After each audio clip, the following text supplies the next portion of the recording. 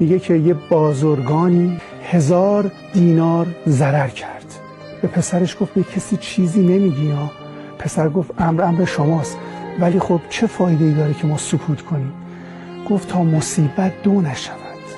گفت مصیبت ما الان این ضرریه که بهمون خورده، مصیبت دومم دشمن شاد کنی هستش.